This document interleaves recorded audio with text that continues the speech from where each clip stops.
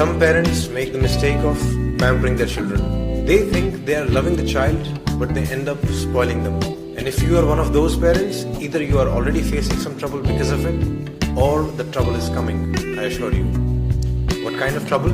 You have probably made your child's life so comfortable that they now fight with you the moment you ask them to do something difficult or something they disagree with.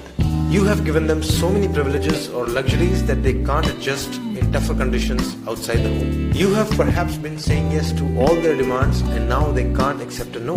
They get angry and throw tantrums every time you refuse to fulfill their wish. You have maybe given them so much that they don't even value any of it.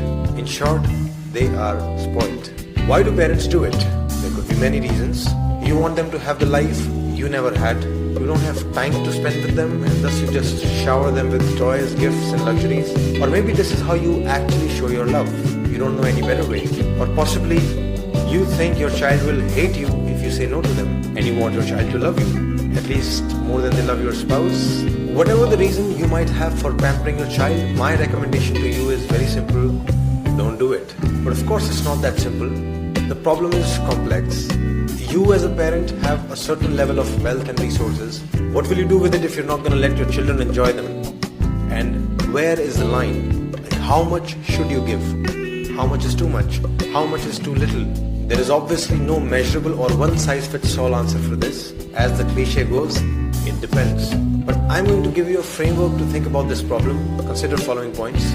First, try to predict and answer this question. When this child becomes an adult, would they be able to sustain the current level of privileges or not?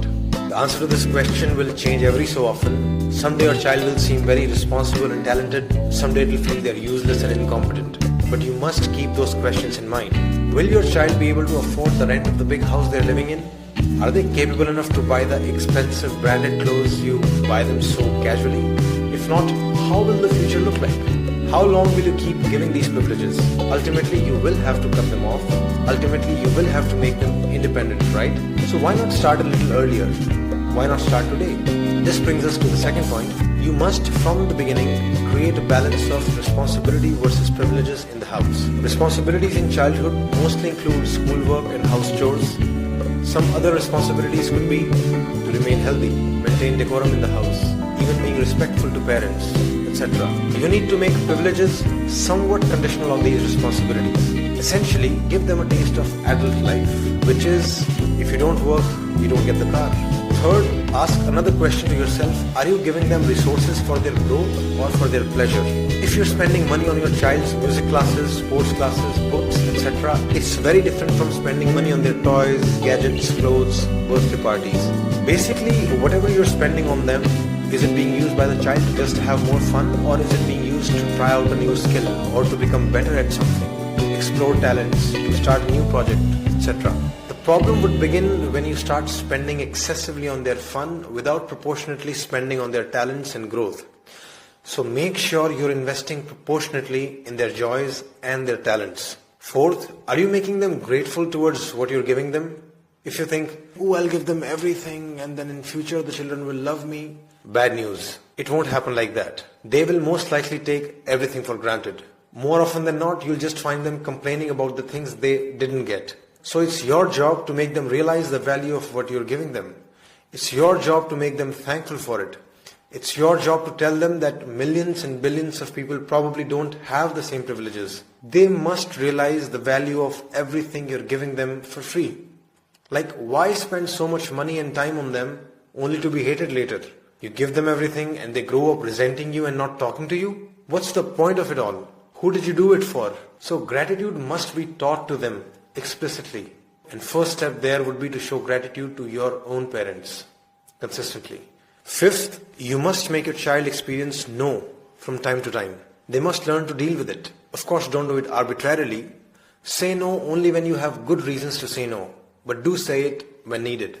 The main thing here is to learn to not be afraid of the child's anger or tantrums. In fact, if they show tantrums or anger, then you'll have to become even more strict in saying no. Your goal is to make sure that they accept your no with respect. And your objective is to teach them that their anger and tantrums will never turn a no into a yes. If you get scared and say yes to avoid fighting with them, you're only making them stronger. This is basic operant conditioning. By letting their anger win, you're reinforcing their bad behavior. In fact, if they show bad behavior, you need to not only stand your ground and stay firm, but you can even go on to cut additional privileges. Say no to something else as well, just as a lesson to them. As a parent, you must strive to have the authority to say no and still be respected. Finally, follow the cliche because it's very true. Your time is the best gift. Children need your time, your love, your care. That's really the biggest gift. Pamper them with your time whenever you can, not with things. If you really want them to love you all your life, give them good memories with you, not just stuff which anyone can buy them. So these were my premises, and I repeat the conclusion: don't pamper your child too much.